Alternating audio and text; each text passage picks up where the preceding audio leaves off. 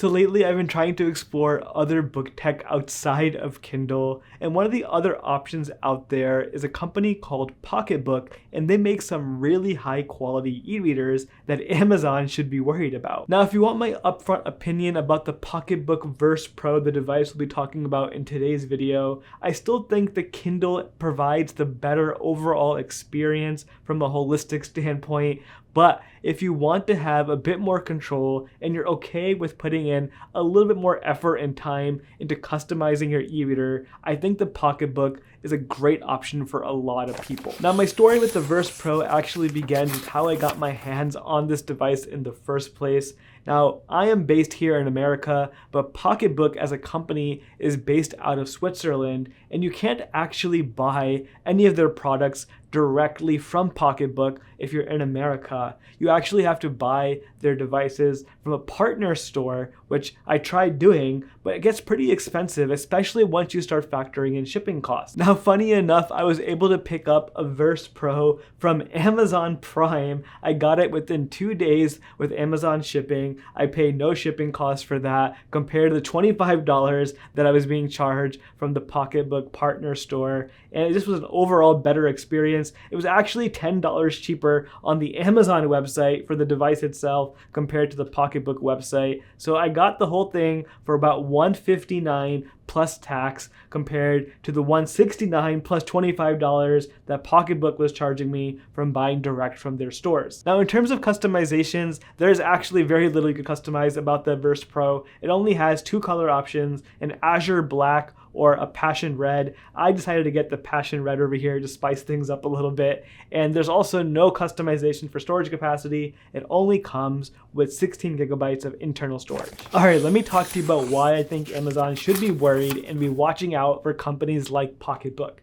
This device is built so nicely. It is made out of plastic, but I have to say it's probably the most premium plastic I've ever used on any piece of tech. They make this thing feel so nice to hold. Especially the back of the Verse Pro. When I first touched it, I thought I was touching a metal material, but it's actually a very nice plastic. I also really enjoyed this groved texture that they have in the back. It's very unique, it stands out. It's nothing like a Kindle, which has a very soft touch plastic. This feels like a durable, nice premium plastic device. The only complaint I have about this material is that Pocketbook is not advertising anywhere in their marketing materials about if the plastic is recycled or not. Companies like Kindle and Kobo these days are making a huge effort to show that they're using recycled materials, and I really admire that, and I really hope Pocketbook will take some lessons learned from that as well, and down the road start using recycled materials to make their premium devices. Now, on the front of the Verse Pro, we have a bezel here that seems to be a bit more of a matte finish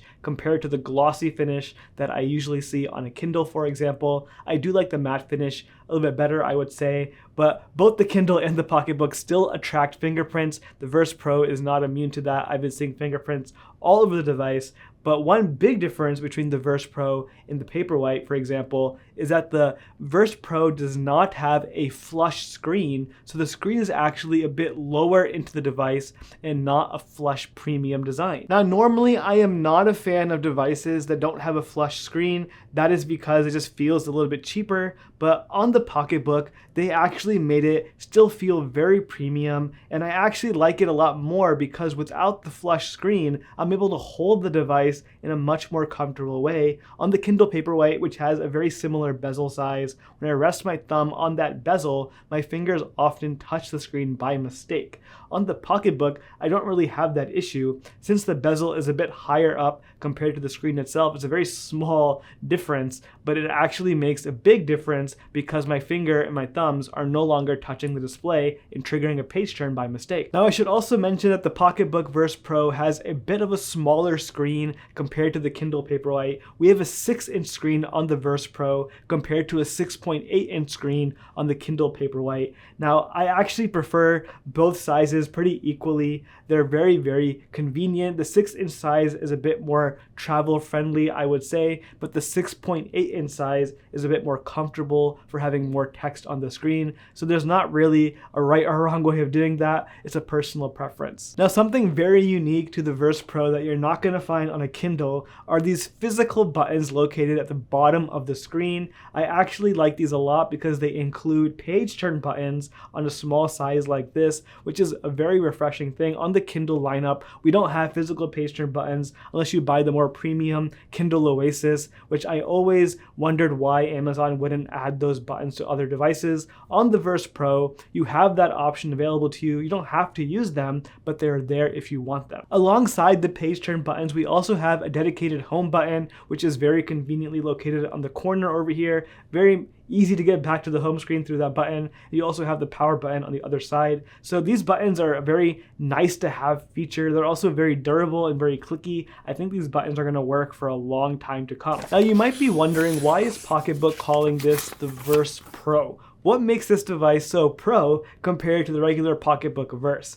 And when I actually looked into this, I was a bit disappointed. The Pro features are very lackluster in my opinion and are a bit ridiculous at some points too. Let me show you what they are. The first Pro feature is having a 300 ppi resolution. Now, if you ask me, that is just stupid if you think about it. 300 ppi is a standard thing that every e-reader in 2023 should be offering. The fact that they're labeling this as a Pro feature is just nonsense to me. If you don't know what this means, ppi stands for pixels per inch, and 300 ppi is just the bare minimum for a nice crispy resolution. For a device that is designed for reading, that should be a standard feature. The next feature that they're calling a Pro level feature is water resistance. Now, I do understand why they're charging more for this feature specifically, because making a device waterproof does cost a bit more extra money when it comes to manufacturing, but I don't know if I would call it a Pro feature. That's not the right wording to use in my opinion, but it does make sense. If you need a device that can be used in the bath or on the pool or on the beach, wherever you might be, having that water resistance could be a deal breaker. Now, the third and last feature that makes it to the Pro list that separates the Verse Pro from the regular Verse is text-to-speech capabilities. And that is basically allowing you to read aloud any text that you have on the screen as a built-in feature. So say, for example, you're reading a book and you want to listen to it instead of read it. Normally, you'd have to buy the audiobook to do that, but on the Pocketbook Verse Pro, there's literally a button on every single book that you have that will allow you to have a robotic-ish voice read out the text for you. It's not going to sound like a proper professional narration that you would buy from an audiobook, but it still sounds pretty darn good. As long as you have some Bluetooth headphones or a speaker, you can connect to it and have any book become an audiobook. Now, before continuing with the review, I just have to say this one disclaimer. All of these details are fun to talk about, but at the end of the day, what matters most is using your e-reader to actually read books. If you don't already have a reading habit, that is the first step to becoming a bookworm. It doesn't matter which piece of book tech that you're using. Now, something that really helped me get into reading more often, more consistently, was accountability. And I want to invite you to join my monthly book club called Presently Reading. Every month, I choose a new nonfiction book to read, and I read it alongside a community of over 1,000 bookworms from around the world. It's a really fun way to just get a weekly email checking in with you about the book and then sharing some thoughts and answering some discussion questions. It's a lot of fun. If you want to read along with me every single month, leave a link for the book club down below. Now, at this point, you're probably thinking to yourself, the Verse Pro sounds like a really sweet device, probably even a bit better than the Kindle Paperwhite. It has these fancy features like text-to-speech. The build material is just so much higher quality. You have physical page turn buttons. Why wouldn't anyone buy this device over a Kindle? And this is where things start to fall apart. When using this Verse Pro, I've run into so many major issues that I want to share with you. The first struggle that I found right away is actually getting books onto my Pocketbook.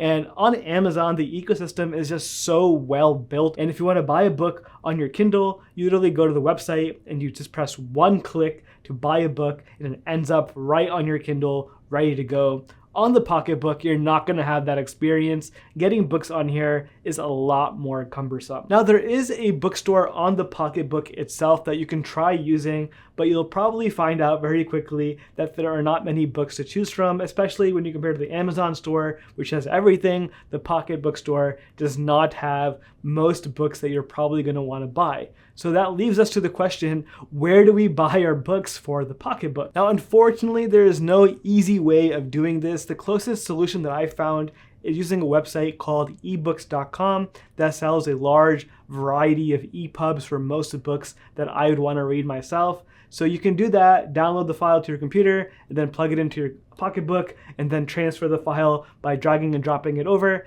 and that works just fine. But as you can see, it's a lot of steps for a very simple task. Now, there are also other ways that you can get Amazon books that you buy from the Amazon Kindle store onto your Pocketbook, but it requires using third-party software and plugins that may not even be allowed in your country, so I won't even go into that right now. But long story short, it is not easy to find books and download them onto your Pocketbook because Amazon is just so much better at doing it. When you compare to them, the process is just so much more difficult. Now, say for example, you do find a way to get books effectively onto your Pocketbook and you've overcome that hurdle. The next struggle that I faced after I got a book on my Pocketbook was note-taking. I read a lot of nonfiction and I love highlighting and taking notes while I read. I rely on those features. That's the whole reason why I use book tech in the first place.